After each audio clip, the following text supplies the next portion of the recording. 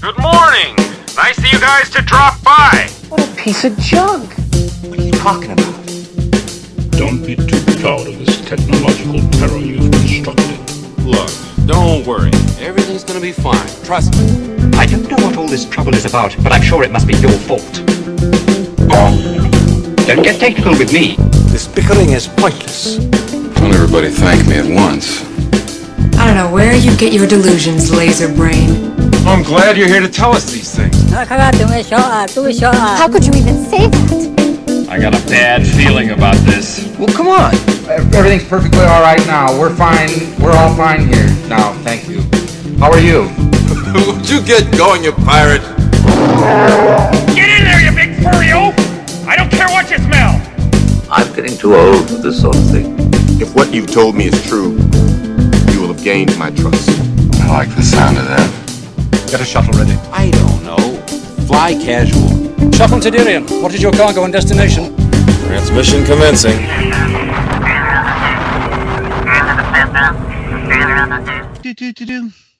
Hey everybody, thanks again for tuning in to another episode of the Shuttle Tydirium Podcast. We are the mothership of Casual X-Wing. Also, we make the mistakes so you don't have to. I have sitting next to me, I should say, I am Jim Chadwick, also known as Hey Chadwick on the forums. I'm the captain, and I do have sitting next to me, Phil Mead. How you doing, Phil? Doing fine. I have here today an ad from one of the sponsors of the Shuttle Tydirium flights. Yeah, we picked up a sponsor recently. It's a sponsor. It's actually Ewok Village on Endor is sponsoring us now, and they're offering a program where you can go to their village and you can learn Ewokese, and they say you can learn it in just a few days, really, It's really interesting. You don't really have to pay them any credits. They don't. I don't think they have a credit-based economy down there. It's more of a barter system. So on their ad here, I'm just reading from their own brochure. They just ask that you bring some food with you. Let's see. They asked for 4 tablespoons salt, 4 tablespoons pepper, 3 large carrots chopped, 2 onions, white onions. Chopped, a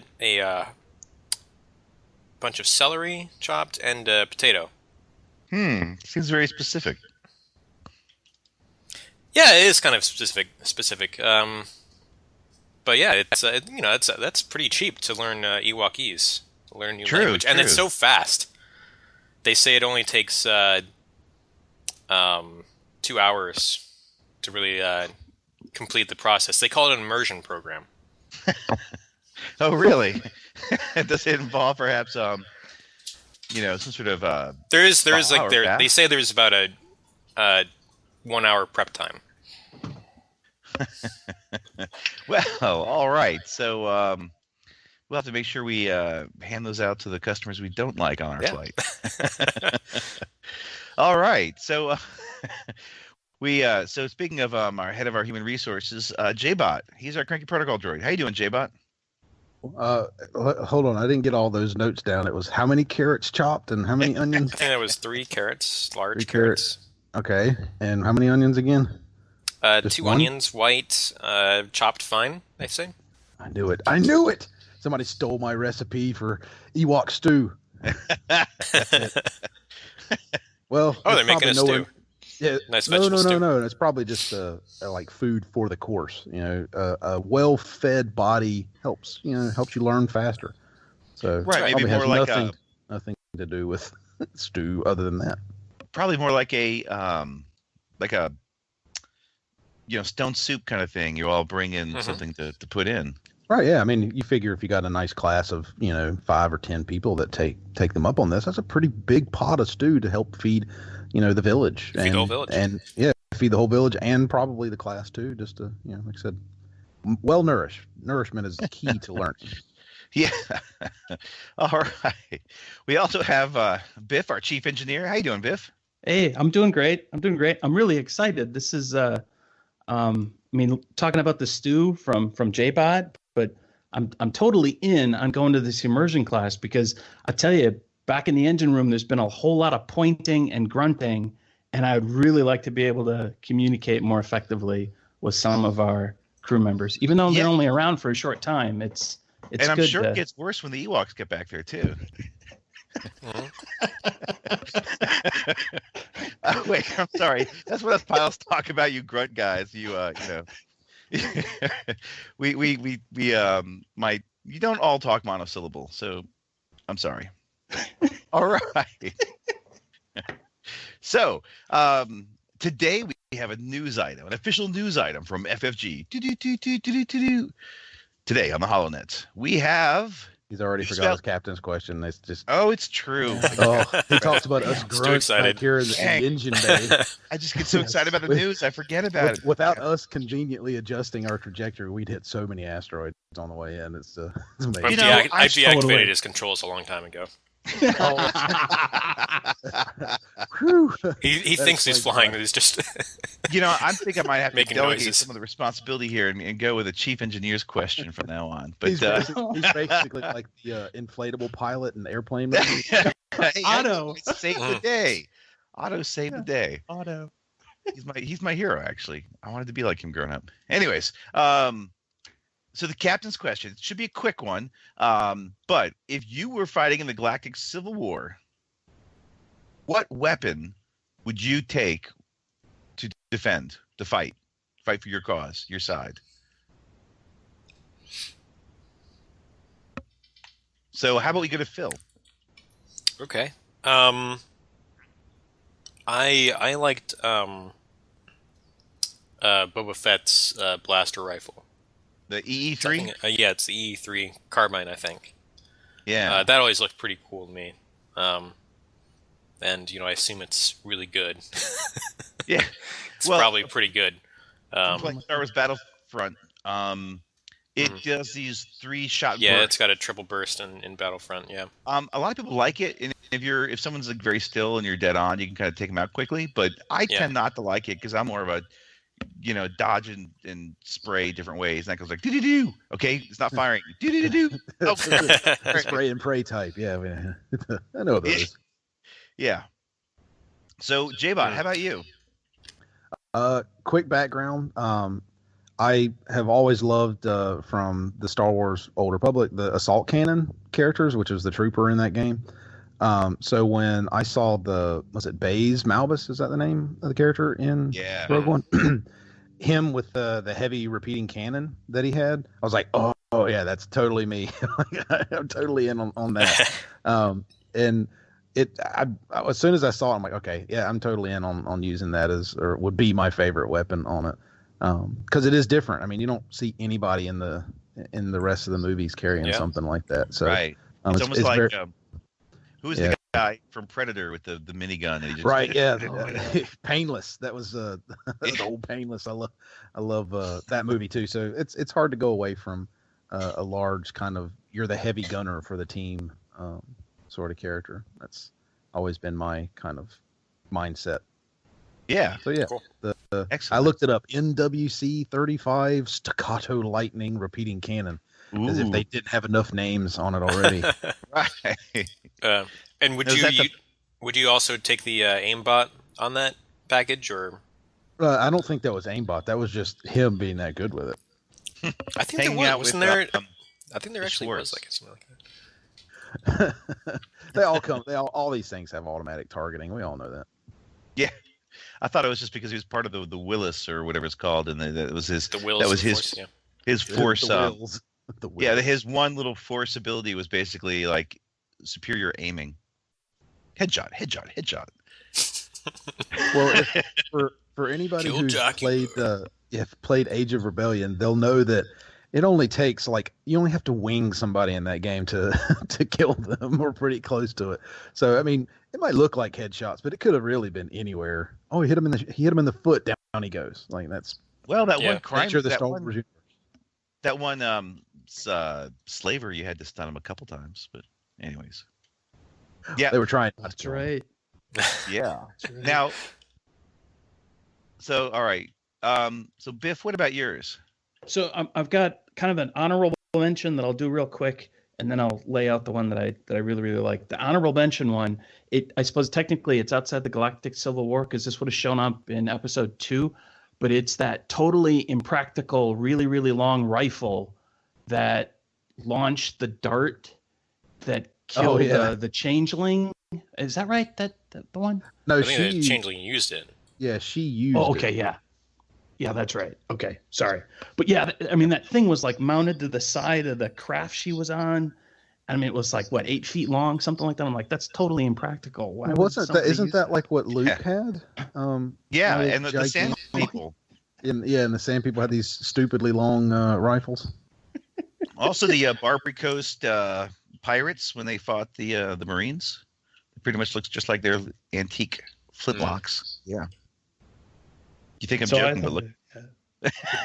Oh no, I own an old flintlock. They are gigantic. Yeah, like almost 6 feet long. I think the one I've got. So it's amazing how long some of those rifles are. So it's hard to tell in the Star Wars universe, but it does look on the screen like it's like 9, 10, 12 feet long.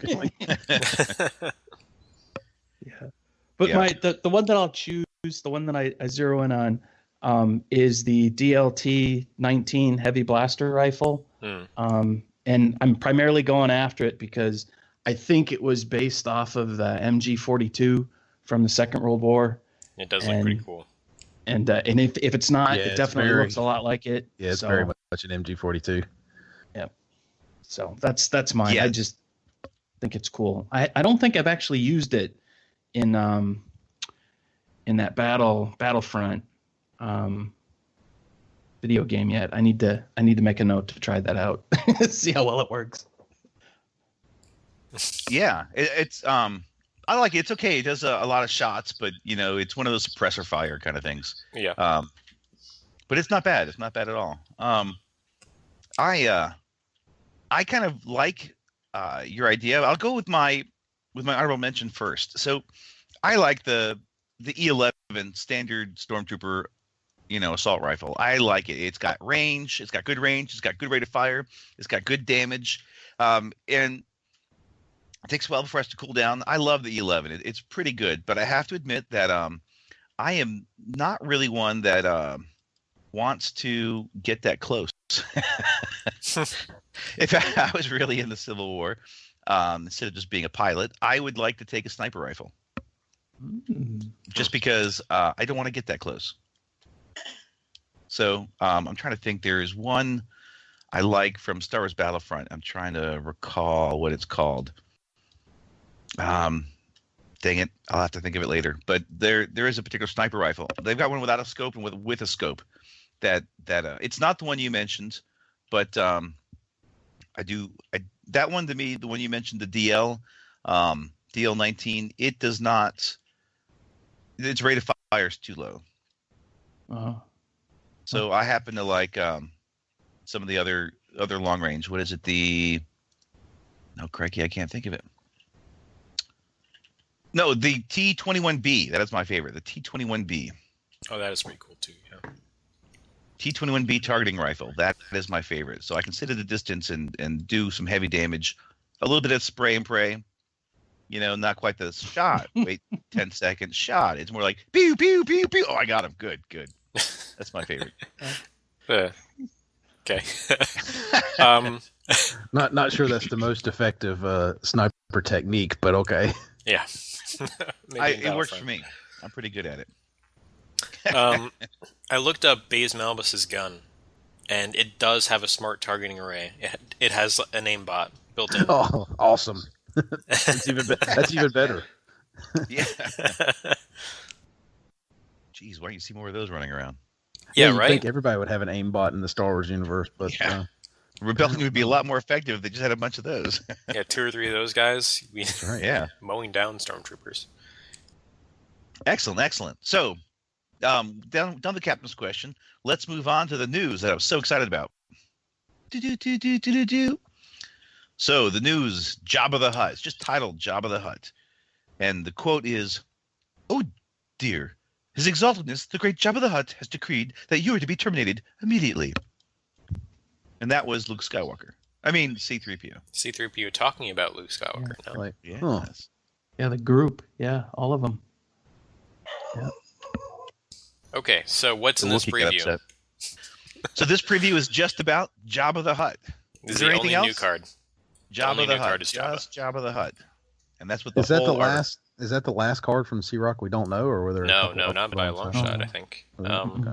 There's one more, fixed card type thing.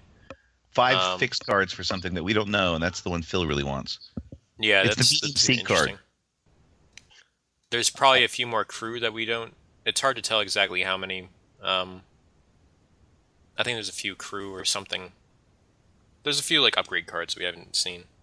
Must be something for the.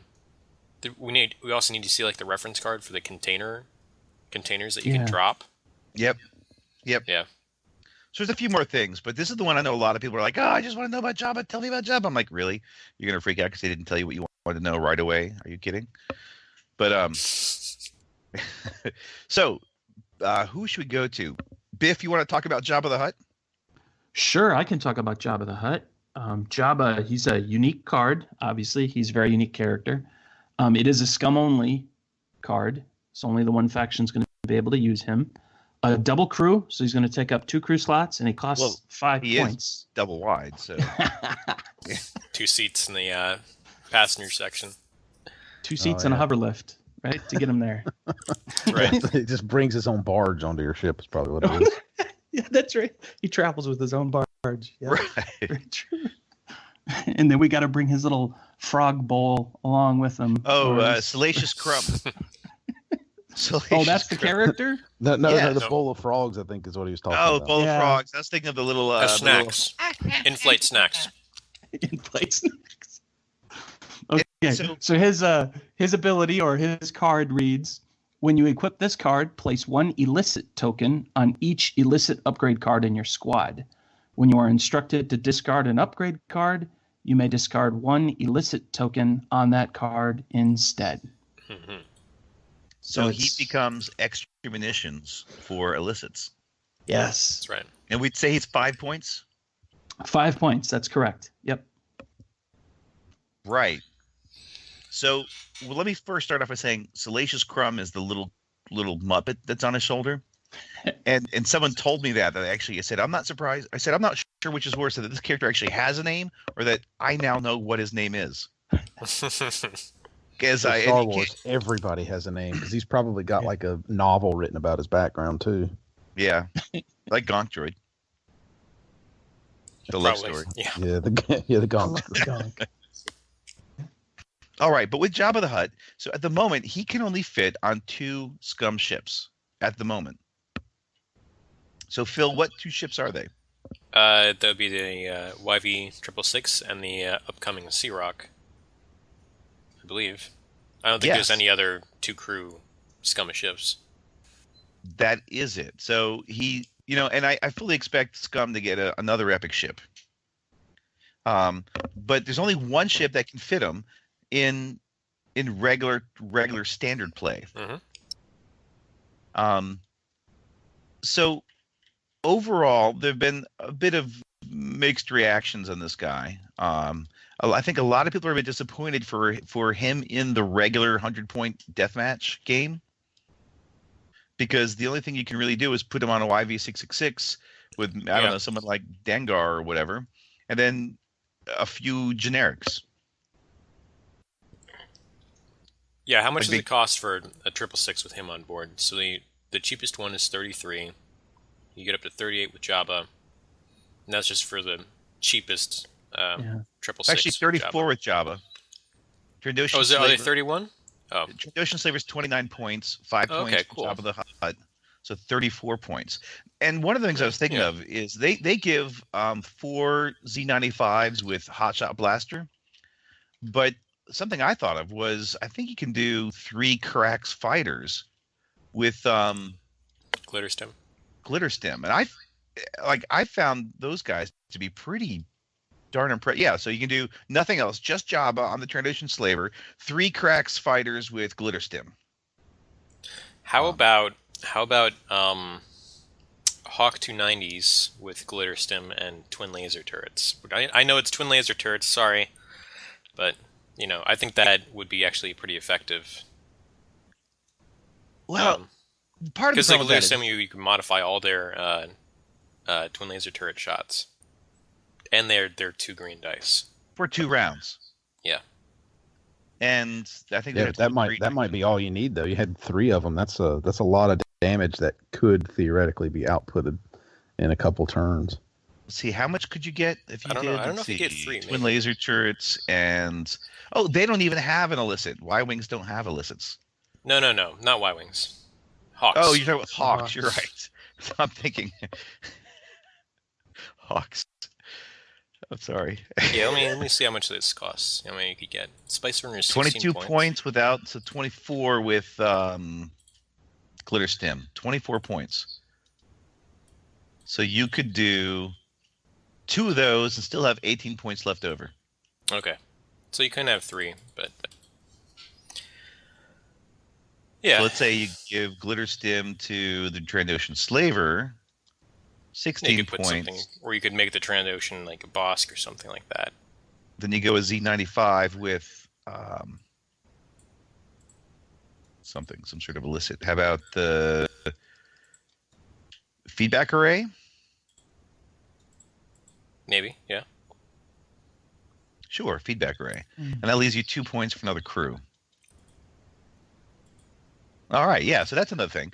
So, overall, it doesn't have, it's not going to, Jabba the Hutt's not going to have a huge impact during their standard 106, which is 100.6 obstacles, deathmatch. But what do you guys think about Jabba the Hutt in Epic? Yeah, I mean, the larger your point cap goes, the more effective he can be. That's just simple math, guys. Yeah, absolutely. On the Epic side, he becomes, or could become, if you plan around him a little bit, just, I hate to say devastating, but very, very effective. Yeah, he's a force multiplier. He is. Yep.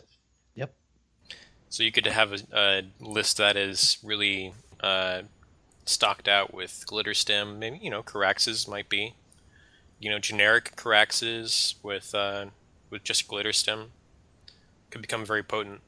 Oh my goodness, yeah. Like just from when we were playing the Punisher mission, we had Graz the Hunter with glitter stem, and he was a beast. He was fantastic. Like one round, he had 3 evade dice, and he evaded so many cluster missiles. It was nuts. So I think a Carax with like a double glitter stem is pretty cool. I don't know. I don't think enough people give the Carax fighter enough credit. I think particularly in larger games, I've found, they're cheaper than X-Wings, and they've got 3 attack dice, and it takes a bit of firepower to kill one of them. You don't just one-shot pop them. And they're mass firepower. They get you get 4 or 5 of those suckers in front of somebody, and they're gonna put some hurt on. On the more cheesier side, you take my idea with the Hawks with the twin laser turret and glitter stem. Yeah, whole gaggle of them. I mean, you could get quite a few. Murder of Hawks. You could pack them into a list. That's 24 points for that, the cheap Hawk. And if they're all popping glitter stems, then that's a lot of damage coming your way. Yeah. I don't know. I think it'd be pretty cool. I think the way I see it's even fluff-wise. He's Jabba the Hutt. He's got his personal guard around him while he's traveling, and basically, his guards have more stuff. They get the best stuff because they're his guards. Mm-hmm. He's got the hookup for illicit stuff, and he pays well. Yeah. So I think it's very flavorful, and I think it fits into particularly more than just, which I like, because it's almost like not a big deal for standard, a standard game, which is okay with me. I'm okay with having something like Jabba being more for special games. But yeah, who knows? Maybe someone will come up with a crazy combo for him. Maybe because Lancers can take 2 illicits, can't they? They can. Yeah. So you could really, if you're doubling both the illicits that you have on a Lancer, you could have, 4 glitter stems Yeah, well, let's say you go with Sabine Wren, who's one of those pilots and no one ever flies. When defending against an enemy ship inside your mobile firing arc at range 1 to 2, you may add an eyeball result to your roll. So you get 2 green dice, you get a free eyeball. But how do you add that? Oh, glitter stem. Well, there are 2 glitter. You could do 2 cargo, and give her 4 glitter stem. So you can find out why she had to go to rehab and join the rebellion. Yeah, because she had a really bad glitter stem habit. But yeah, basically. I think it might be pretty good on her. Yeah. So, J-Bot, what do you think of Jabba the Hutt? Excuse me. I'm concerned that they build so much of this game around the 106. I'm a little surprised that there's only one ship in the Scum side that can actually fit him onto it. So far. Yeah. How many ships are on the Imperial side that can fit the Emperor on it? Just 1 or 2? 3. There's basically the Lambda Shuttle, the Batwing, and the Decimator.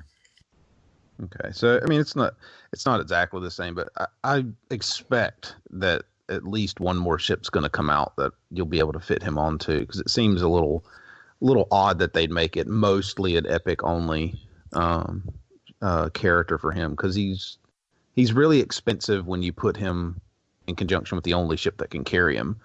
And for a 106 game, you guys have mentioned he's going to have limited availability because there's not enough other like elicits, enough other ships to kind of get the value out of him.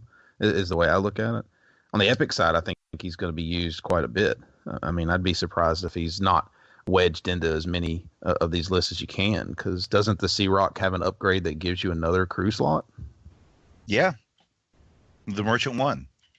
So, I mean, you can get him plus a crew onto one of these. And if the assumption is you're going to fly more than one of these in an epic list, which is what I would do, he can become really, really powerful. Or if you're just going to fly him with a whole crap ton of individual fighters, that's goes with generics. Super dangerous. So it's funny. I bring him really with as many generics as I could fit onto the list, but the kind of permutations of things you can do with that is, I know you guys are kind of really focused in, pardon the pun, on glitter stem, and that's what anybody looks at. Oh, illicit, it's got to be glitter stem. I got to use that as much as possible. But there's other things in the illicit list that become like increasingly dangerous. And one of them, I think they mentioned it in the article, is cloaking device. So one of the big issues with cloaking device is the fear that if you use it early, it's going to burn out and it's going to be lost before you kind of get stuck in. But this gives it even more of a chance for you to run it almost constantly through the game, unless you just roll really, really badly. And so you can get, like if you have close range fighters, for example, that you need to get in close, you can throw this on them with no fear, or at least a lot less fear of them getting hit before they get in close to do their damage. And I think that makes for a very interesting kind of world. And if you give me just a second, I want to look up one of these guys to see if it could actually take the illicit. So like quad jumpers with cloaking devices, for example, like, oh look, they're really slow, but now I can get them right next to you with these cloaking devices really, really fast. And then they can do all their shenanigans with the blocking and tractor beams and stuff and really light up your list. Cause like if they start getting start getting the tractor beam tokens on your ships, like anything else in your list is just going to light them up because you're taking all their agility away.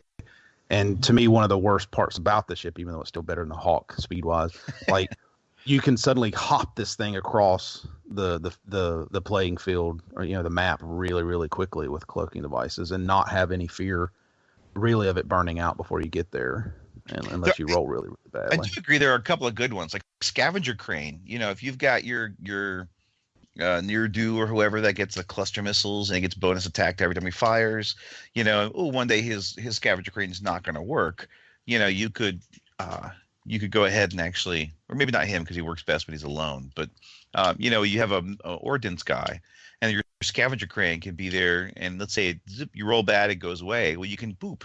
You've got 2 of them, so you can have a lot more ordnance on your your Z95 or whatever you're putting it on. So scavenger crane can work. Also, EMP device. So normally EMP device. Yeah, the EMP I think would be fun too, just for really messing up lists with the bigger ships. Yeah, everything in range 1, 2 ion tokens. You fly someone in there, boom, you light it up. Yeah, but you get to do it twice. Yeah, with a couple of those, you could ruin somebody's epic ship day. Look, you've got 4 ion tokens on you. I know it doesn't do anything, but you just lost 4 energy in the next turn. Like, congratulations, your ship is dead in the water for energy for at least a turn, which might be all you need to keep them from regenerating their shields, to keep them from running all of the other weapons and stuff, and just leave the ship adrift for a turn with that EMP device. And you could do it a second turn. You do it again. So I could see it being an effective, suicide run with a couple ships against an epic, just to take it out of the fight for a turn. Or if you use it on or combine it with the quad jumper, you could get someone and then you can tractor beam them, which are going to be, where they're going to be. You're going to be -1 agility to them, and then the rest of your crew can light them up. Oh yeah, that's the reason I wanted to double check that it could be fit onto the quad jumper. I wasn't sure if they had an illicit slot or not, but that ability to jump across the table with the added agility dice for being in cloak can make you really hard to hit and give you much more survivability with a 0 shield ship, I believe it is, to get in close. And once you're in close with those quad jumpers, you're going to mess somebody's day up really, really badly. Yeah, start pulling those tractor beams on them. Yeah, the tractor beams plus the ability to back up. it's the whole, hey, I'm just going to beep, beep, beep, beep, beep, back the ship up and really make it, with low pilot skill, really make it difficult for you to kind of get out of that ring of death if you're able to get them there. Yeah. Because they have to tear off at full speed to get away from that. Because if you bump them and then go backwards a space, they now have to go at least a 3 to get past you. That's just the nature of how this goes. So now they're having to either that or have to turn. So now you've kind of boxed them in, and every turn, that's all it takes is to keep these really high agile ships from barrel rolling and boosting out of your way. And it only takes a turn or two of lower agility and being stuck in one position for your opponent to kind of figure out where you're going to be and light you up. Yeah, I almost think if you plan it right with almost any ship, you've got the quad jumper with 2 EMP devices, you could pretty much get them for 2 rounds. You know where they're going to be, and they're -1 agility. So there's no ship in the game that I can think of that likes that. I mean, even the Decimator that, doesn't have any agility, knowing where it's going to be so that you can light them up is still pretty potent. So I think there are options and things you can do. I also think Hotshot Blaster for 3 points is kind of expensive for an illicit, one-time use, 360, range 1 or 2. But you could it's actually not so bad when you can do it twice. Yeah, it kind of becomes a temporary turret, if you will. Yeah. Yeah. Granted, you have to pay the 5 for Jabba, so you're looking at 8 points in total. But you spread that out. You spread Jabba out over whatever list you've put together to get more of the benefit of the illicit. And I definitely, Hotshot Blaster starts becoming pretty popular. Start dropping on the ships. Absolutely. Very cool. All right. So what do we think of Jabba overall? So Biff, your thoughts? Yeah. So you guys pretty much touched upon all the little things that I had been thinking about, but the one area, I suppose there were 2. I view Jabba as a little bit of a mission buster, in my opinion, kind of like the way extra munitions were. If you've developed a scenario and you've set your points for the 2 sides the way you think that'll work out real well, and you've done a lot of play testing, and then all of a sudden, bam, extra munitions or Jabba shows up, you now really do have that force multiplier to where, hey, you thought maybe you were only going to see 4 proton torpedoes or maybe only 4 hotshot blasters. Well, now guess what? There's potentially 8 of them being out there. So it can really, play with missions that you have developed and the balance on the missions. So just something to think about. The other thing that I had kind of kicked around was the possibility of Jabba being used in defense. I spent just a little bit of time to see if there were a bunch of cards out there that would take away a upgrade card from you. And there are only 2 that I wound up finding. There's the old damage deck where you could lose the munitions failure, where you could lose a secondary weapon. So Hotshot Blaster is the only illicit that's a secondary weapon. So you have a little bit of defense there, and the only other one is Boba Fett. But I don't think he qualifies because it's your opponent taking the card away. It's not you being told to discard. So, well, and also Boba the Fett has been ruled for extra munitions. If you've got extra munitions and Boba Fett tries to take away like your torpedo, he takes away the extra munitions token instead. It's been ruled. Oh, okay. So I suppose something similar to that would then apply with the illicits then. Well, I wondered, so it's been brought up that what happens if you, let's say, start with start with Jabba the Hutt on the Sea Rock, Yo-Yo, and use as Morrigan to swap him out. Round one. All your guys.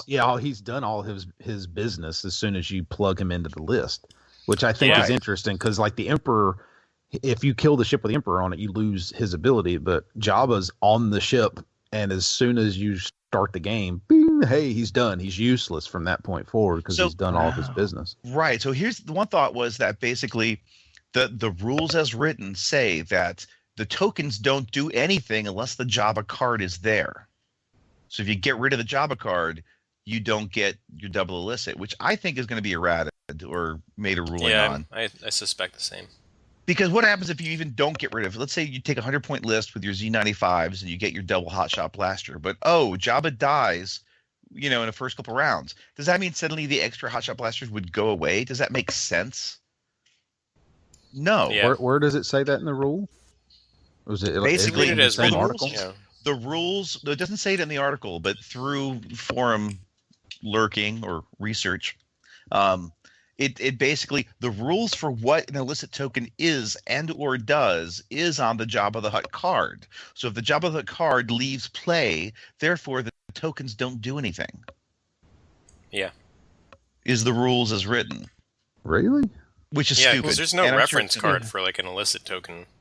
That might have been a better way to go about it, is to just have Jabba say, place an illicit token on all of your illicit cards, and then have a reference card.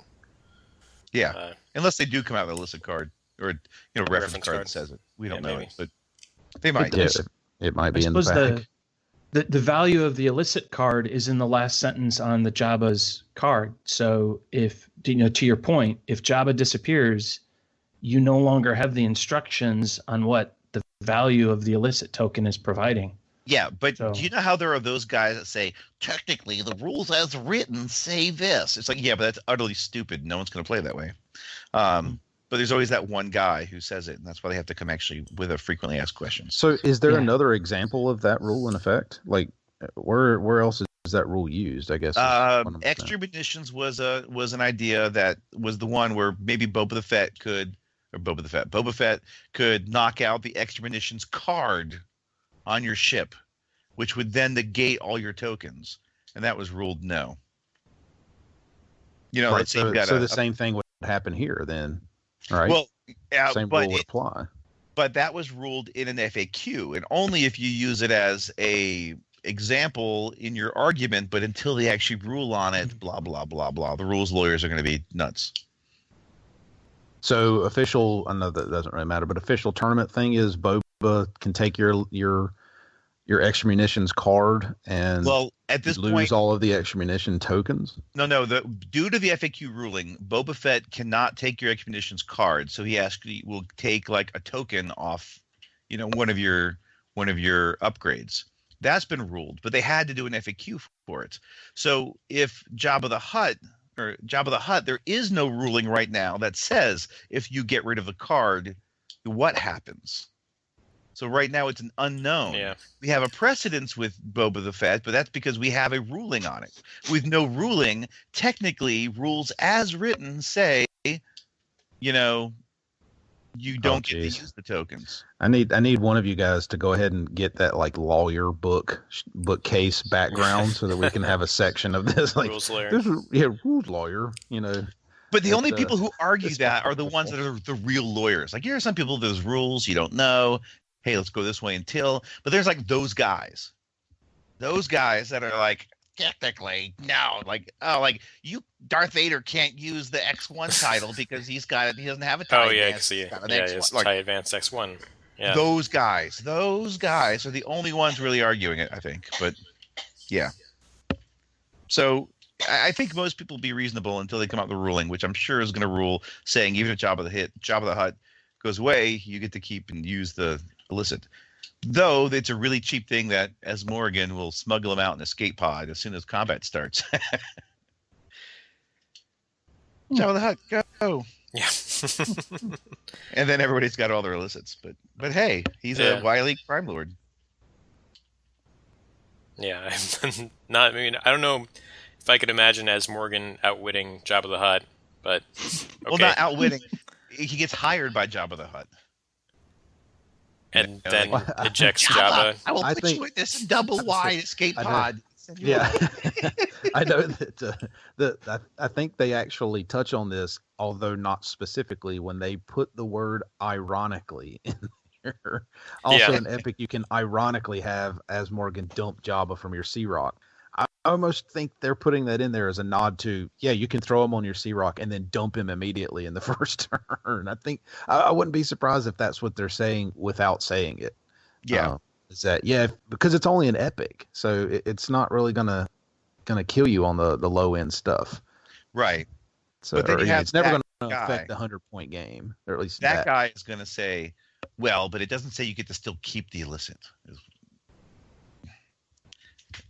I got Anyways, I think we've beaten this one. Beating the dead Bantha.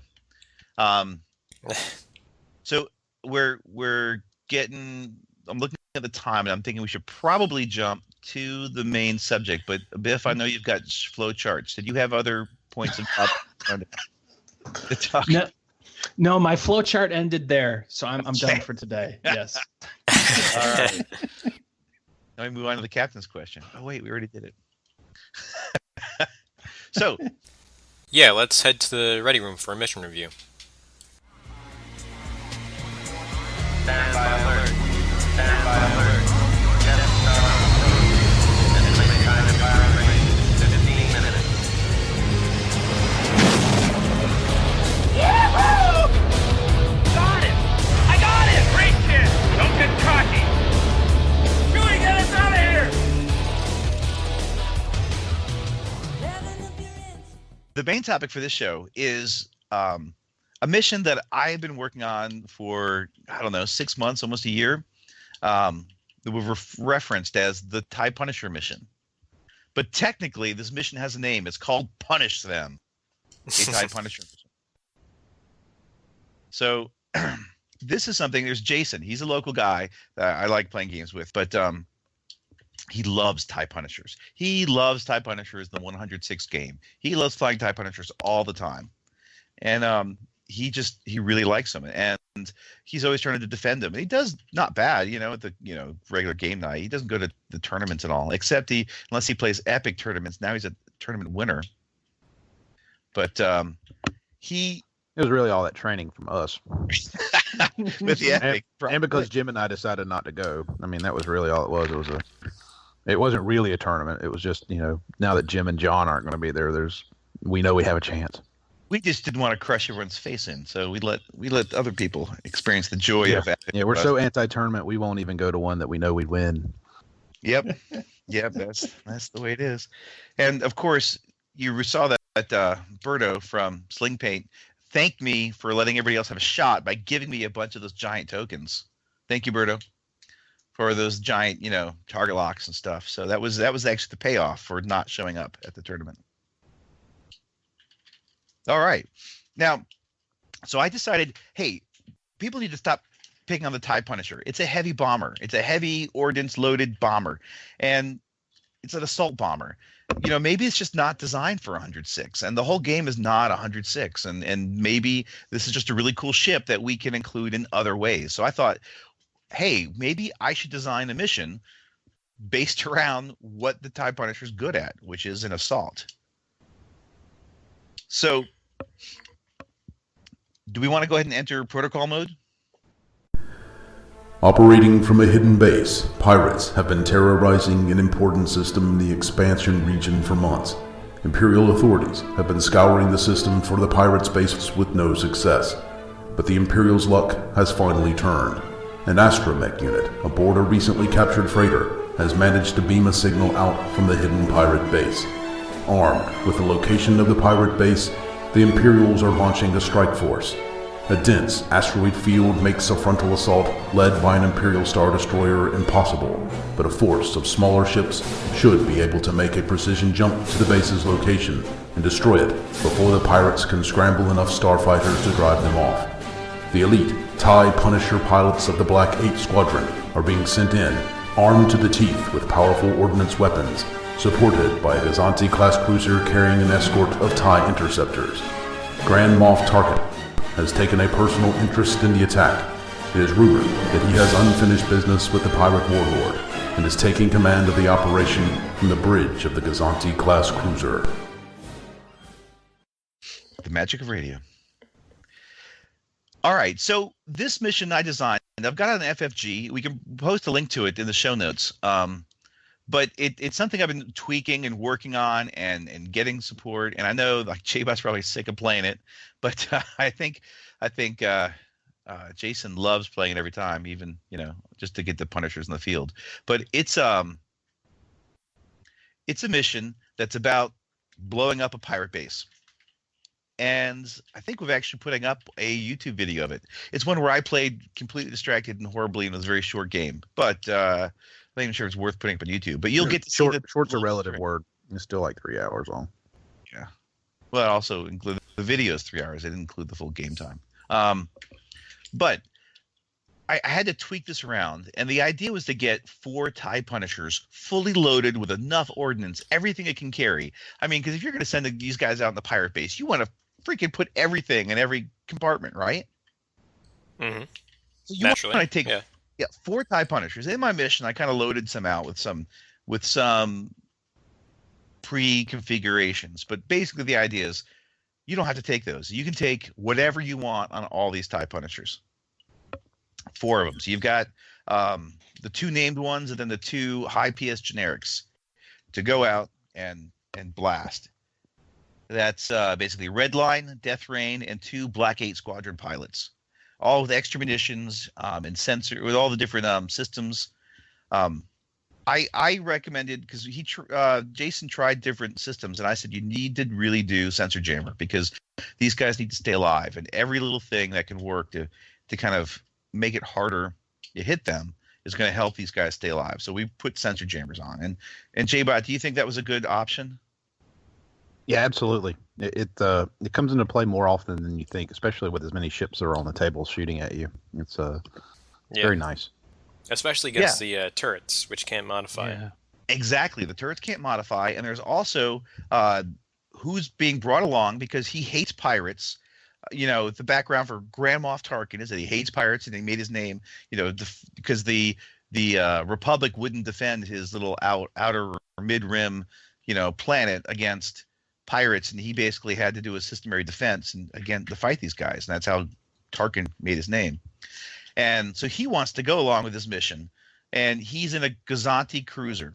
So the TIE Punishers go in, but they're going to need some fighter support. So how do you get the fighters there? Because the TIE Punishers, I'm saying, have jump drives. I don't care what Wikipedia says, but that's what sets them apart from the TIE bombers is that they have jump drives. That's my world. Don't pop that bubble. I've heard the arguments against it, and I'm not listening to it. But so you go in with a Gazanti and drop a bunch of TIE support. I originally had done TIE fighters, but when we first started playing it, the pirates were just mopping up against the Imperials. So we tweaked it a bit, and we're giving TIE interceptors. So 1 Saber Squadron and 3 Avenger Squadron TIE interceptors. They don't have auto thrusters. Yes, they don't have auto thrusters. Just go with it here. What? No EPTs or anything. Just 4 generic TIE interceptors with no push the limit and no auto thrusters. But that goes in, and we've also built out the Gazanti to be a support ship, kind of from a distance, with the tidal suppressor, Grand Moff Tarkin, optimized generators. So whenever you put energy on the single or on the hard point, he gets more energy. And for the hard point, I picked single turbo laser. So basically, he can sit at a distance and really blast things. I put construction droid, but I got to fix that because that just doesn't quite work with the mission. Because construction droid's a little silly if you don't have shield technician. I still don't quite understand it, or like the one raider title. But sensor team, so that you've got long range target locks, and docking clamps and broadcast rated jam. But the suppressor title is if you put a target lock on somebody, you can remove. Oh crikey, what is it? I got to pull it up. Focus token. Yeah, focus token, or is it evade? Hang on, I've got to. I think it's focus or evade. Because I'm getting Tarkin and this guy a bit mixed up. So the suppressor, once per round after you acquire a target lock, you may remove one focus, evade, or blue target lock from that ship. Cool. And then also with Grand Moff Tarkin, for 6 points, at the start of the combat phase, you may choose another ship at range 1 to 4.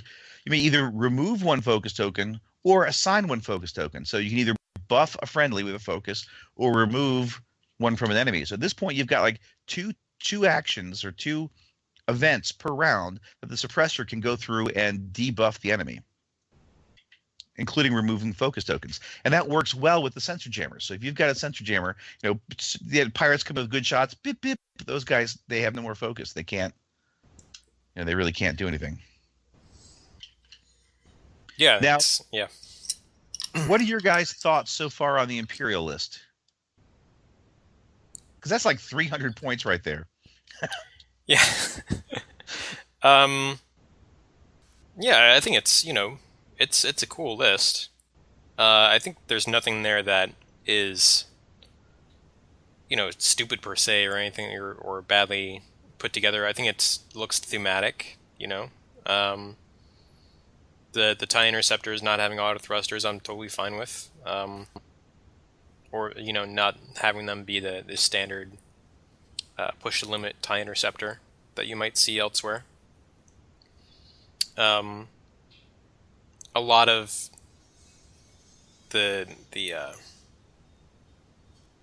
any issues that you might have with this list really would come from the other list. So just looking at this in isolation doesn't tell you too much until you start looking about what the pirates also have. Right. So, Biff, do you want to go ahead and read at least Wave 1 of the Pirate Force? Wave 1 of the Pirate Force. Okay. Let me get... And I'll just give some background. There's the idea of the pirate base that needs to be blown up, and it's composed of the base with, let's see, how many hull did I give it? Yeah, what's the setup here? Maybe we should start with that. Right. So there's the base. It's got 10 hull to be blown up, and then its shields are so strong that you can't fire at it with conventional weaponry. You've got to blow up the shield generators. So the 2 shield generators on each side look very similar to what would be on a Star Destroyer, those little spheres. Have 2 shield and 2 hull. And they have to be blown up, both of those blown up first before you can even start attacking the base. And so we're playing on a 6x3 table with the base on, within range 2 or 3, or at least it has to be placed within range 2. It starts at range 2. Yeah. You've got the base that's over there. The base can be flown over and whatnot, but there it is. And then halfway across the table, you've got 4 turrets, single turbo laser turrets that are spaced evenly with the exact middle point of the table. And the pirates also get 6 mines. Now, I decided to go with the mines from Here's the Terry Cluster, and I actually use those hull templates, and they're the exact same. So basically, they're 3 hull. If you run over them, you roll a red die for each hull point left. So they're kind of minefields. You can actually weaken the minefields and then run into it and only suffer, less damage. Right. And you get to put those on the non-pirate base side, pretty much anywhere outside of range 3 of the starting Imperial board edge. So that's overall how you imagine the base can be, if you can think of that. And then, so Biff, what is Wave 1? Wave 1, it consists of a total of 4 Scum and Villainy ships. You've got 4 of the Biniere, if I'm even pronouncing that right, pirates, Z95s, by area. So the bottom tier, lowest pilot skill Z95s, and then you get Kato Leachos, the highest pilot skill Z95 comes in. So you wind up with a total of 5 Z95s, and Leachos is equipped with Predator, Shield Upgrade, and Glitter Stim. Because he's a boss. He's the big man. And then to round off the whole list, to bring you up to the total of 8, you have 3 of the Tensari Point veteran Sikhs. Each one of them's got the heavy Sikh title and an ion cannon to go with it. Now, just to say, I did have to tweak this, and part of what I did was I bumped those up to the veterans because when I had them as the 2-point generics, I found it's like it was too uneven with the movement. So basically, hey, look, you move the pirates move all their ships, and then the Imperials move all their ships, and there wasn't much back and forth. And I wanted to bump them, not so much to give them an EPT, but to spread out the movement so that it's more like I move, you move, I move, you move, more of more interactive in the game. And I find that actually flows the game better. The other guy doesn't get bored and go to the bathroom or start talking to his buddy or something. And I think that's actually important within games. And since we're not really caring about the points as much, we're really kind of just designing it for flow. I think that's one of those things to do, that it just kind of makes sense.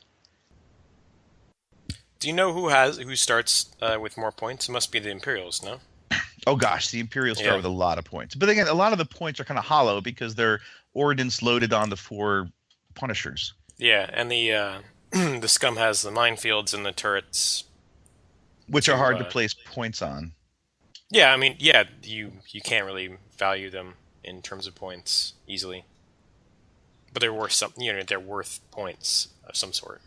Now, one of the things we can do about actually within this segment is also talk about the design aspect, as in how to design a decent scenario and kind of develop points and systems and mechanics to kind of make it a bit balanced. Because even within here, I can talk next about the reinforcement scenario, which is something that you brought up, Phil, and I really liked. When we first started this, we found that the Imperials could slowly sit back and slow roll and basically blow up all the minefields and slow roll and try to go after all the turrets without really, getting in firing range too much. And it would require the pirates to then rush through their own minefields without hitting them to rush out to the Imperials. Right. And then when that happened, they got blown up, or even if they hovered and waited themselves, then the Imperials finally came up and then blew up Wave 1. And that was it. I had like a Wave 2, and Wave 2 had a bunch of Karax fighters and stuff and some heavier fighters. But the idea is, at this point, the longer the Imperials wait, the worse their chances get. Yeah. The worse their chances get. So what you do is, I decided to you can use any token. I think I took energy tokens or shield tokens or something. But every round, the pirate base gets 3 tokens. Each token represents 5 points. So every round you get 15 points of reinforcements. And the idea is at least every round you could crank out a Z95 with Dead Man Switch. Right. And this is like, oh crap, we've got just anything, get it going, fly it out there, load it with its self-destruct mechanism, try to take out the Imperials. Get it out there. And you can save those or spend them. So you spend them at the end of the round, at the beginning of the next round, starting on the base, you get to fly a ship out. And if you're doing well enough, or if the Imperials are holding back, you can bunker up those points. And you can then suddenly throw out, bam, bam, bam, I've got 3 Karax fighters flying out there. And I just put them as 5 points. You don't get changed. So if you come up with a 21-point ship, you lose 4 points. You don't get like a half a token. Just it's easier that way, just kind of smooth sailing. And go through. And the only named ship that you can get at this point is Graz the Hunter. Because I want Graz the Hunter to see time on the table. Because you like Graz the Hunter. I like Graz the Hunter. I almost want to make him the Pirate Lord. And I used him with Glitter Stim and Vectored Thrusters. And J-Bot, you played against Graz. There's that one game. How did Graz do? Kraz got very, very lucky in one game. Is what it boiled down to.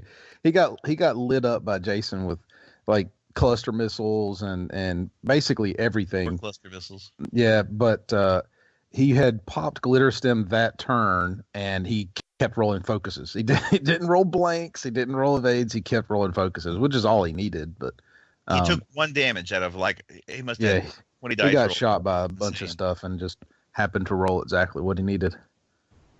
Because his ability is whenever you've got the enemy in your firing arc, you get to roll an extra green die. And with the glitter stim, it worked really well. Yeah. But and then the rest of it, and I've got listed like a bunch of just examples because some people can't think up on their own. So I just kind of made up a bunch of generic ships of different sizes and a few upgrades and how many tokens it would equivalent be. And by no means, if you're doing it, you have to take those. Those are just examples for those people who have a hard time imagining. Mm-hmm. Yeah. No, I like this reinforcement rule because, like you said earlier, because you get the tokens every turn, you really put pressure on the Imperial player to make a run at the base, to not dawdle.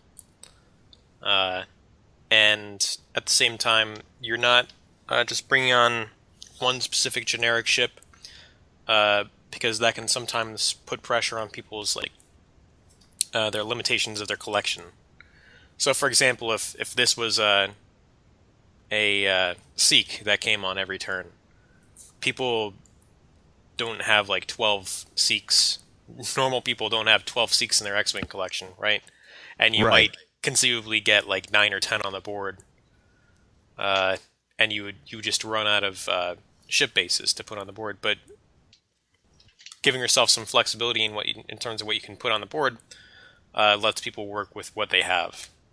And I'll even say that a lot of the starting list for the pirates is a bit on the flexible side, that you could maybe swap out a bit, because I have 5 Z95s, and I have 3 Seeks. But I can't put out a reinforcement Z95 until one of those gets blown up. So so that's another reason why I went for Graz, because I've got a couple Corrects fighters, and it takes 2 turns to save up for Graz the Hunter. So he's always one of the first one I pop out. And so I'd like it to be a bit flexible for that idea, for that concept, because there are some people out there with an insane number of minutes. I have a large number of minutes, but there are people out there with a lot of minutes. They already have 4 TIE Punishers. I had to buy a second TIE Punisher just for this mission, and Jason, I think, bought a second TIE Punisher just for this mission so he could quit borrowing them. And if Jason doesn't show up, we can't play because he's got 2 of them. Yeah, so there's not a whole lot of wide-eyed dreamers out there with 4 or 5 TIE Punishers. So I do recognize that is the only thing I can't really stop, because you need 4 TIE Punishers. So you might be able to swap out a couple bombers or something, but it just makes so much better story with 4 TIE Punishers. And so that might be a hard threshold. You might have to get you've got 1 and you got 3 other buddies with 1. Yeah, but usually, I think this kind of scenario you'd probably be playing with 2 or 3 people at least. So you might be able to pull together 4 TIE Punishers. So I'm in that proud 1%ers that now owns 4 TIE Punishers as a result. That's actually because, and I've been posting for this for a while on FFG, and I've had people say, "Dang it, now I've got to buy 2 more TIE Punishers or so many to get up to 4 just to play this mission." Dang you, hey Chadwick. And so that just means you need to start designing another mission that requires 4 Punishers as well. Right. Yeah, or you could do FFG a favor and start designing a mission that requires 4 Star Vipers, or what would be another? What's the most unbought ship? Hawk 290s. Oh, those are getting bought like crazy too. There's none of them in our store. I take credit for that though. I gave them a name. Suddenly everybody wanted them. God, there's got to be something else out there that nobody's buying anything of. Rebel Transports. Oh, Rebel. 4 Rebel Transports. Okay, you don't dream small. 4 CR90s. Right. You got to play this mission. You need 3 of those to play this mission. No, I know J-Hall wants to write one or me to write one for 3 or 4 Searox yo-yo, right? Well, I'm just gonna make that as a list as long as somebody else is willing to buy me all the ships, because I can afford 3 of them. I don't have the space for 3 of them. Right.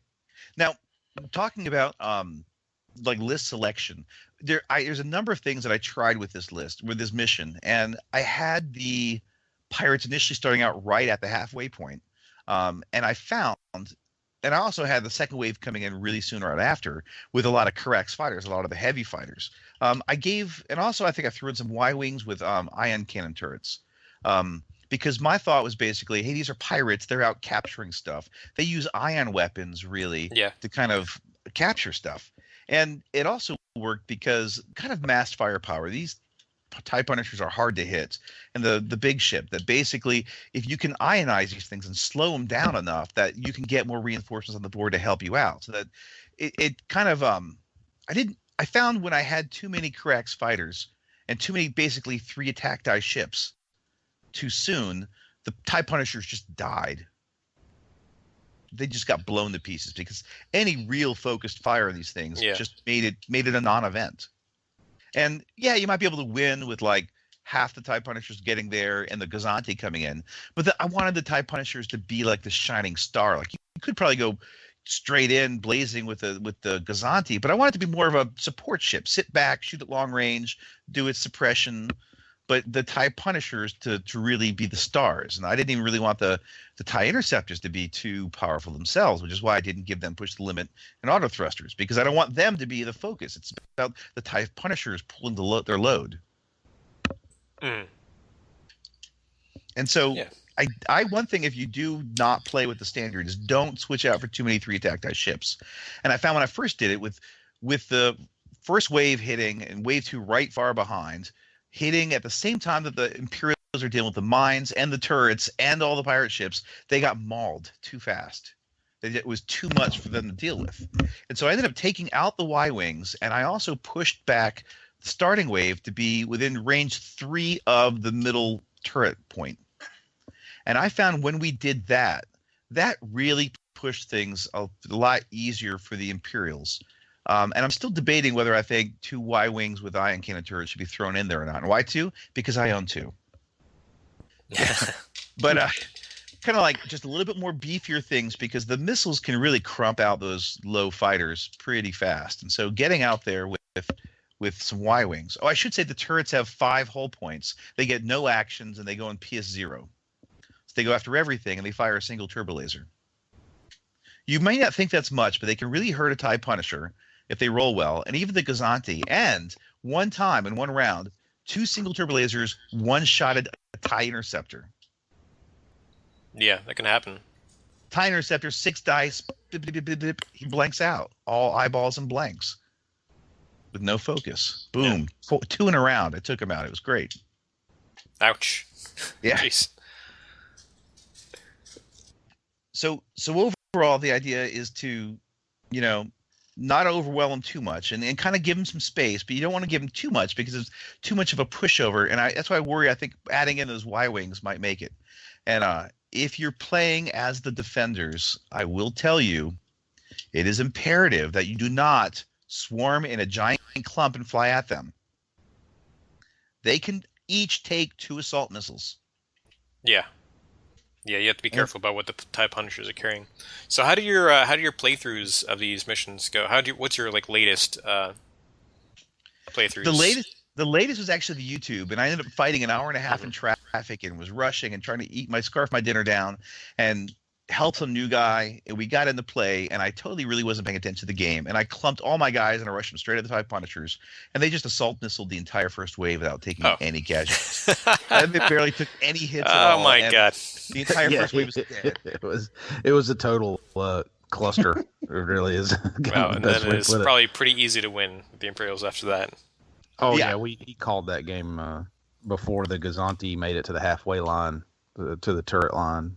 It was it was so bad that I actually had 2 of his ships on the windshield of the Gazanti going through. Like he's like, everybody get out of the way. We got to get out of the way of these assault missiles that are terrorizing us. And then thunk. Like he basically barrel rolled and boosted out of the way just to get run over by the Gazanti. That was coming windshield. So I enjoyed that, but of course. And that's the video. So that's what is it really even worth posting up, because it might be. I mean, just fun for Jason and I. Yeah. The one previous to that, it was a lot more even. He had a couple ships because he had some newer players that were flying a couple ships, so they went kind of the wrong way. They went way out and around the minefield, and those two ships, I think, would have not so much made it so that he would win, but it would have made it a lot closer than it was. Yeah. The thing that you have to bear in mind is those turrets can eat alive the Gazanti, even with the reinforce on the front. I mean, it has no ability to dodge. So as long as and there's no way to avoid getting at least 3 turrets on the Gazanti, like in a round.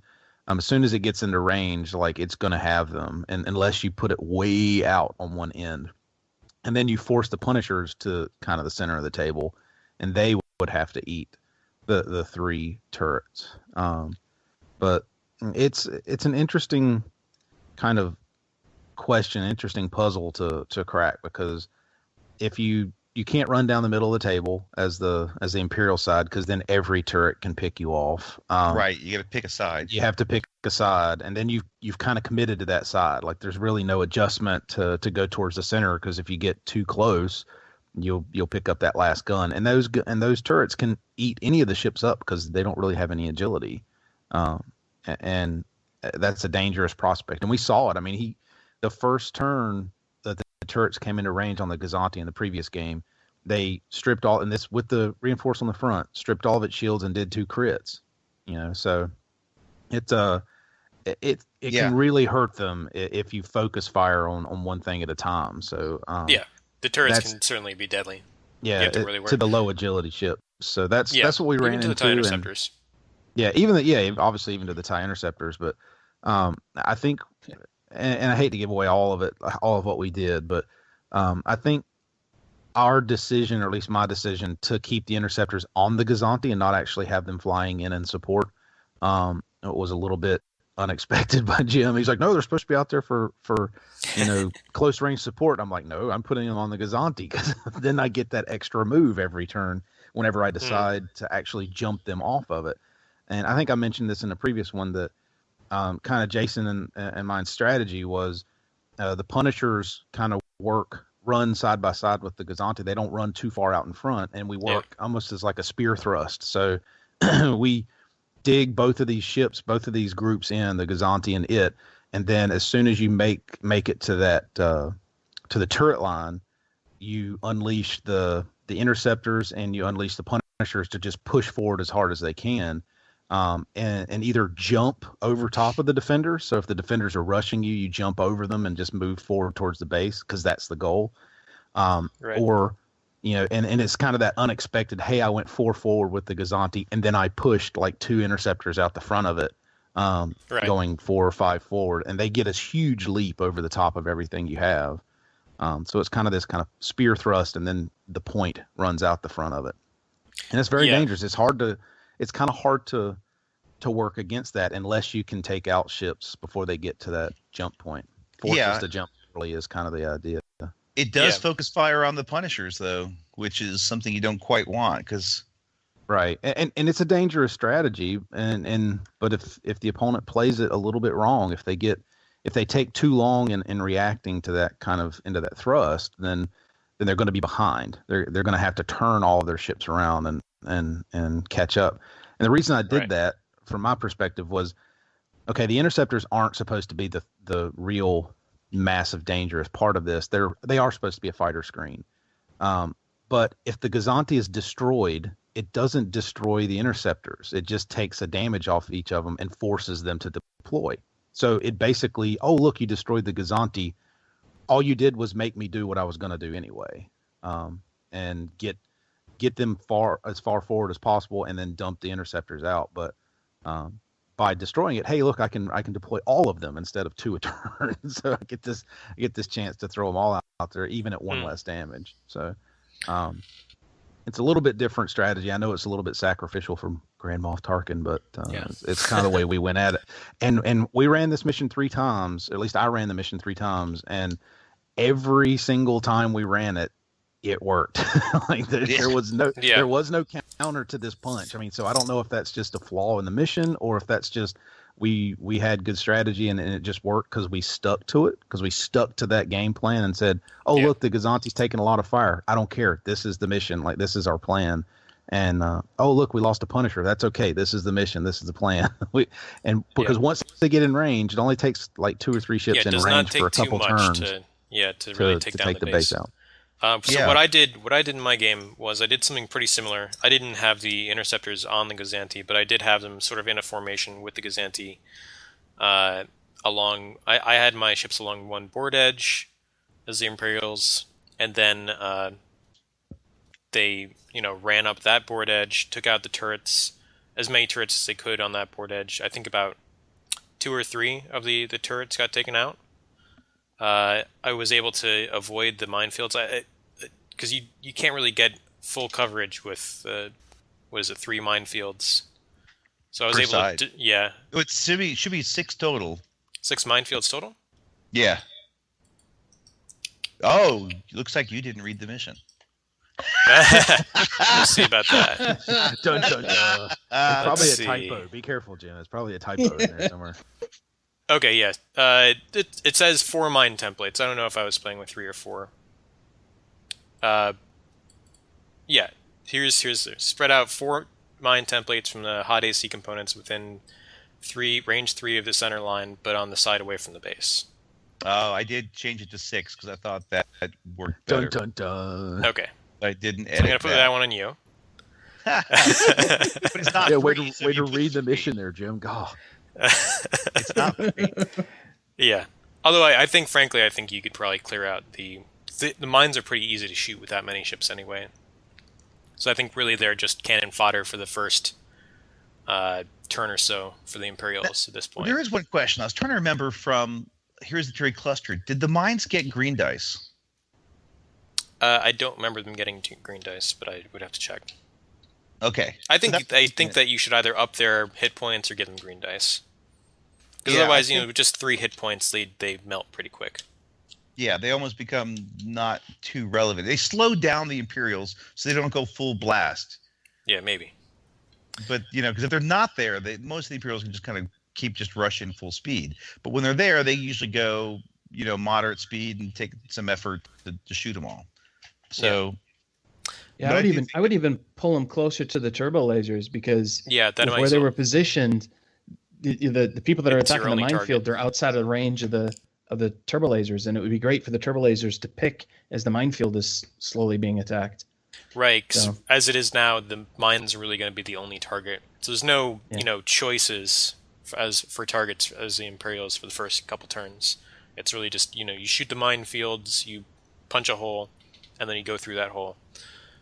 Whereas if they're at the same range as the turbo lasers, you have to decide whether you're going to shoot a minefield or a turbo laser.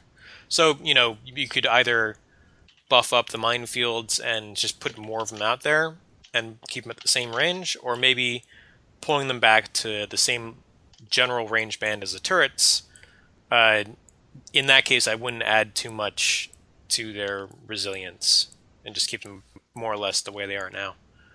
Okay, I'll change it to say they have to be outside of range 1 of the center line. So I like that. I'll change it to 6 and put them so that they can be outside of range 1 of the center line. Be careful about that language, though, because you don't want people putting minefields in the Imperial deployment zone. Yeah, I'll include wordage outside of Imperial deployment. Yeah, you can figure it out.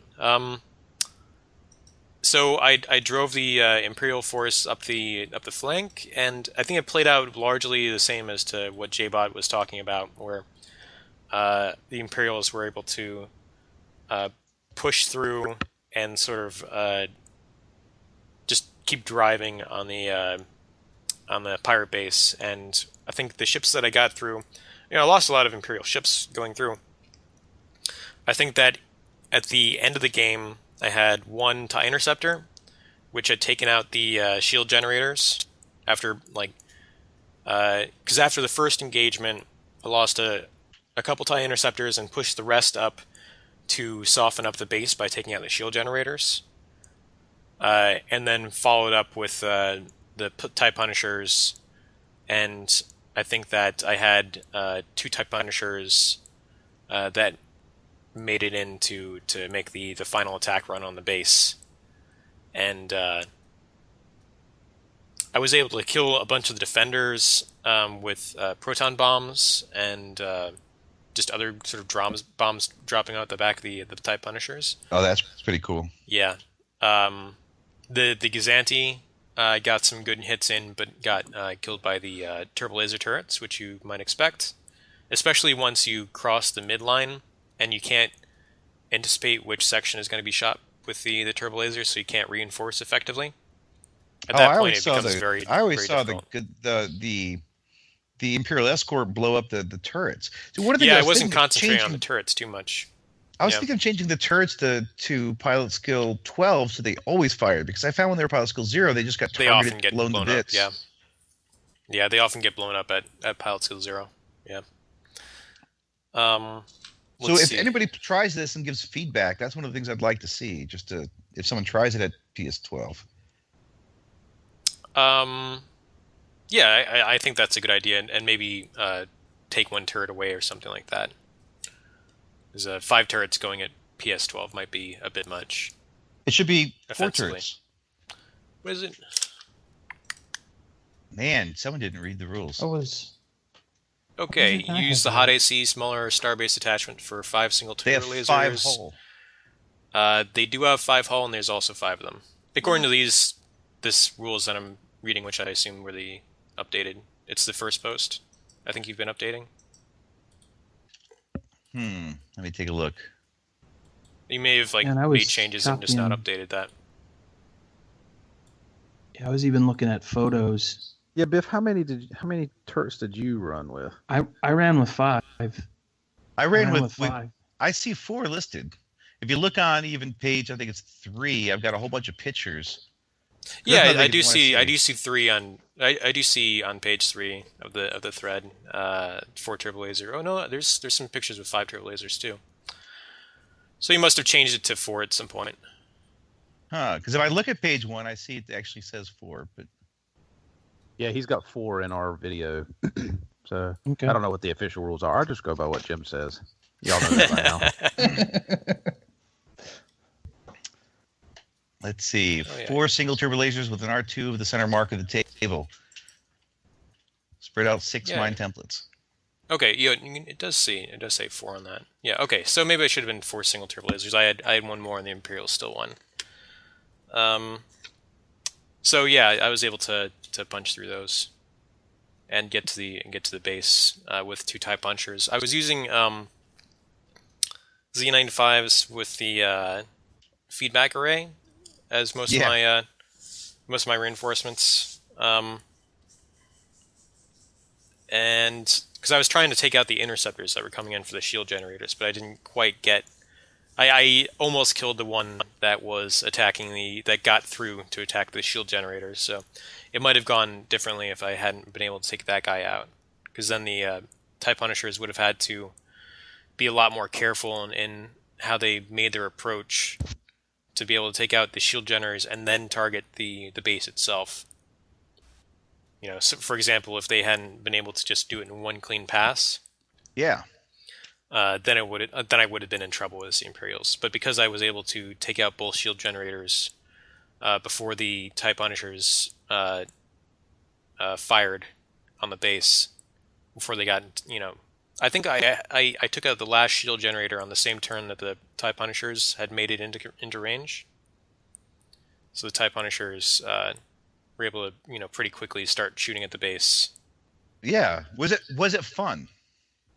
Yeah, I think so. Yeah, I think it's definitely, thematically it's an awesome concept for a mission. I think there's a couple things that you could adjust to avoid sort of a suicide run mentality. It's not. I don't think you have like a serious suicide run problem here, because you definitely engage the enemy before on your way into the target, right? Right. So you have to deal with the mines. You have to deal with the turbo lasers. You are almost certainly going to take shots at the enemy defense forces before you as on your way in. But generally speaking, you don't deviate from your course to the pirate base, right? Right.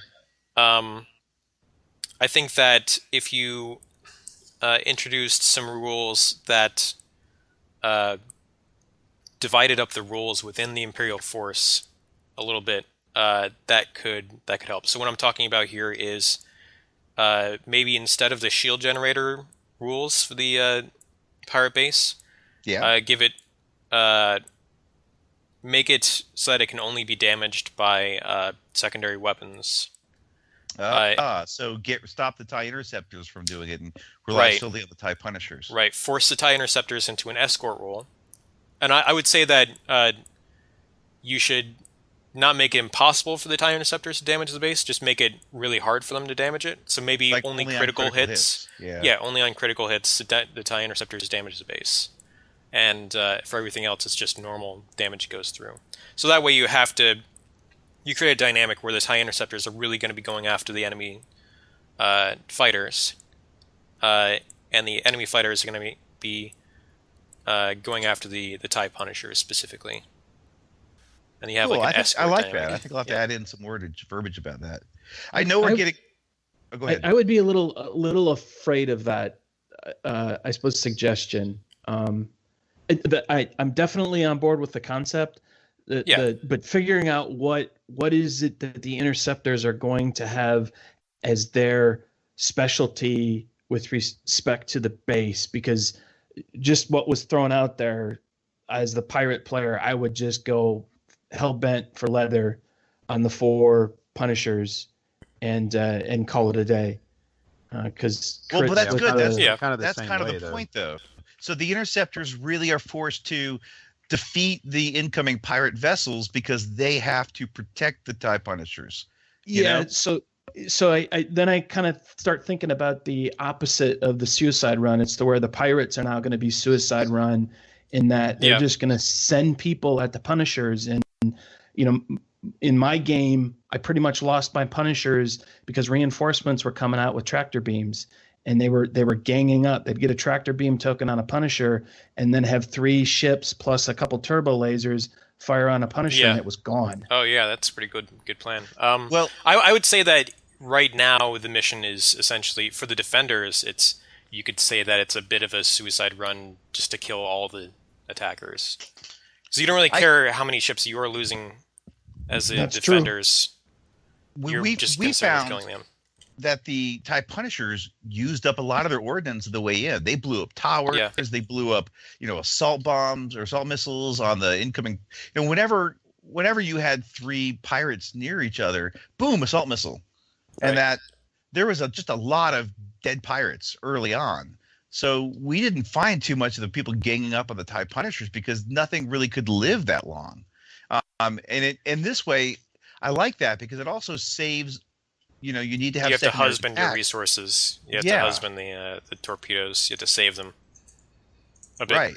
I mean, if you did this, if you made that change, you definitely have to additional balance, because it essentially just makes the mission harder for the Imperials. Right, which is what I kind of like, and I kind of like, even the split roles. The Imperials have roles. That was kind of the whole function. Yeah. Like because that's what the interceptors are there for in the first place.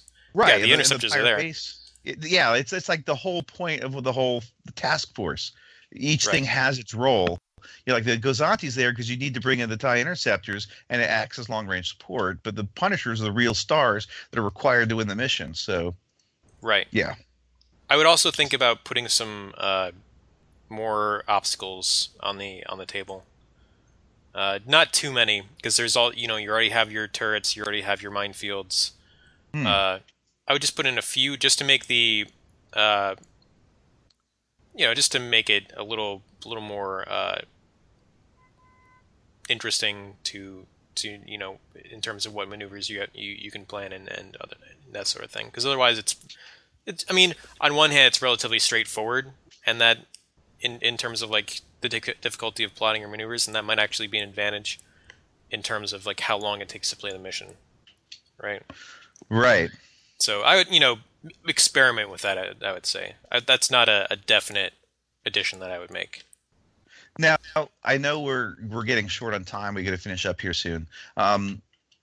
Overall, Biff, do you have comments you want to talk about?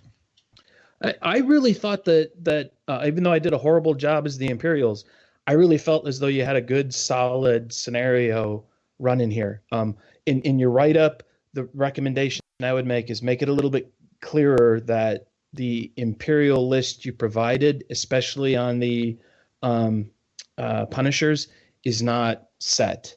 Gotcha. My game would have gone tremendously different had I realized that I had that flexibility and brought some assault missiles. Yeah. So, but otherwise, I really think it's good. I like the idea. I had been kicking around the idea of sprinkling a couple asteroids between the turbo lasers and the base, which Phil just brought up. But allowing the Rebel player to decide where the Imperial player decide where those asteroids go, and maybe it only being like 3 or so. One of the things that we did, you can see in the video and the pictures, is that this is the one we took the 40K table and terrain and put them out and just kind of turned it from a space mission to a planetary mission, which works for either. And we actually had like a whole bunch of like rock formations we could probably plop in the middle of the table as well, that I think would be pretty fun. That's good. That's I would just be, I would suggest a light distribution of asteroids, not too many.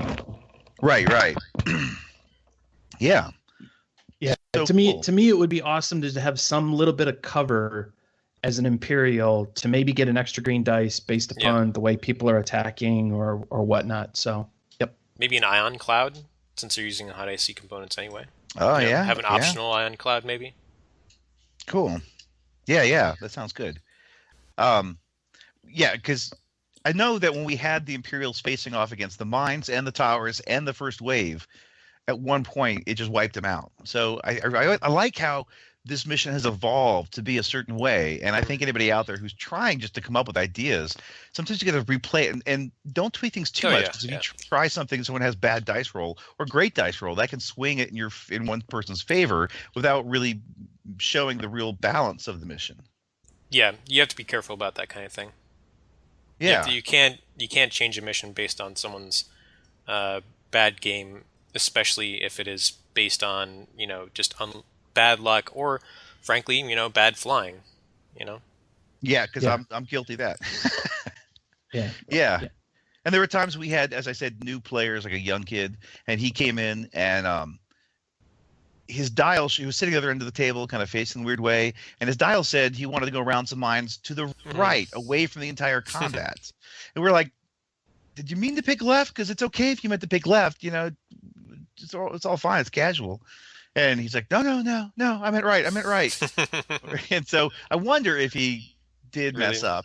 Yeah. And then it took us out of the fight for like 4 rounds as these 3 Ion Seeks the Ion Seeks just kind of took forever to kind of come around and barely got to help out at the very end before the Imperials won. And I think they would have been instrumental in the defense.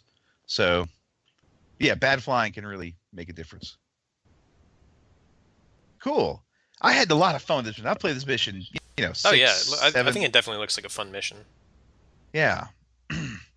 If anybody else tries this, let us know. Give me some feedback on the FFG forums. Send us an email. Go to the Facebook page. Whatever. But I'd love if people try this mission and let me know how it goes.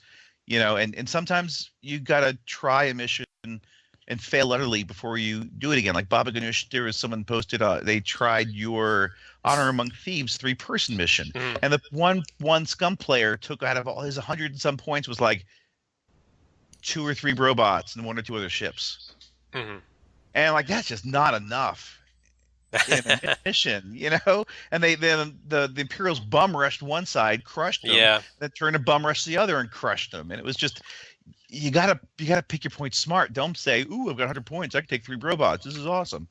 You gotta say, like, you really gotta be careful, especially if that mission is particularly delicately balanced. Yes. And so if you make a strategic error as the scum or the Imperial or the rebels, the Imperials can really, really punish you hard.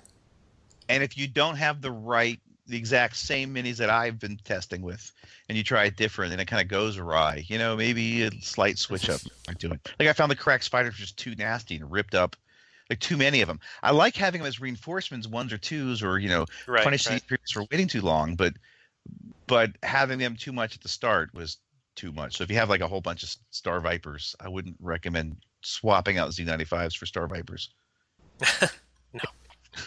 Yeah. Right. Cool. All right. So I'm glad everybody got to have fun trying the mission out and play testing it all. And so we can probably put this one to rest. I don't know if J-Bot's sick of it or not. I know Jason had a lot of fun with it.